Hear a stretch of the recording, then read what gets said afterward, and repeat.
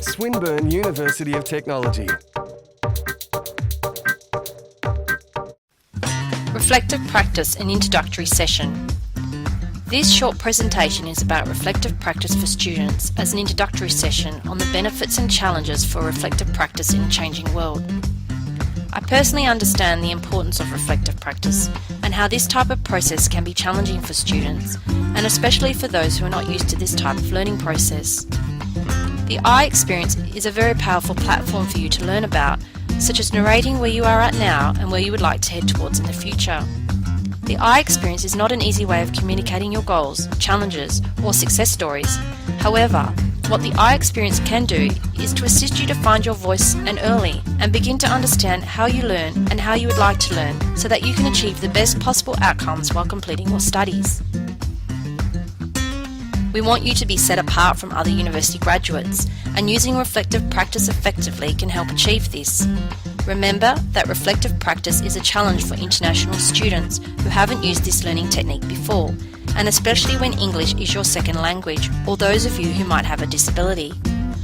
One of the most beneficial areas of reflective practice is that you get the opportunity to create, imagine, and try something new that can assist you to learn about yourself, but most importantly, how you can improve. There are many different ways to complete reflective practice, such as using journal entries, images, and audio, and it is a unique process because you use the I experience.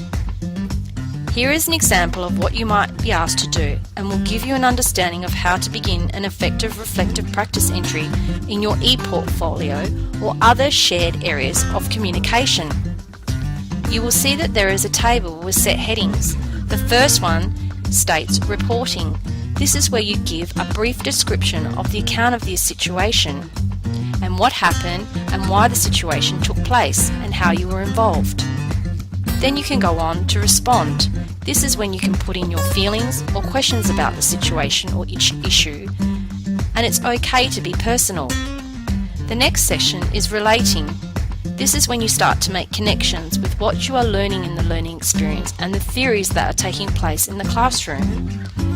You can also incorporate other resources from various areas, such as the World Wide Web.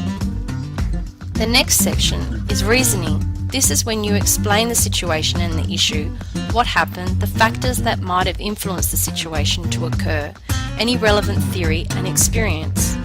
Lastly, reconstructing.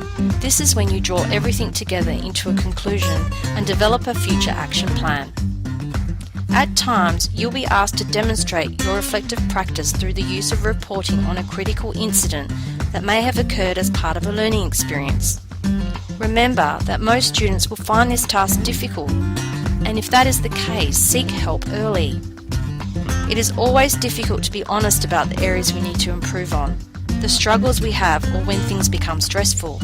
However, if you focus on the critical incidents from the perspective of an event that was challenging, non-routine, required new learning, or was mentally, emotionally, or physically draining in some way, this will assist you with the challenge of writing in the first person, which is the I experience.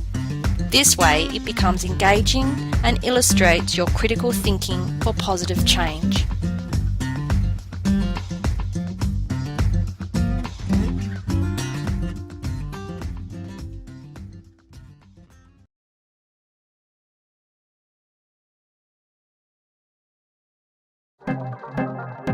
This has been a Swinburne production.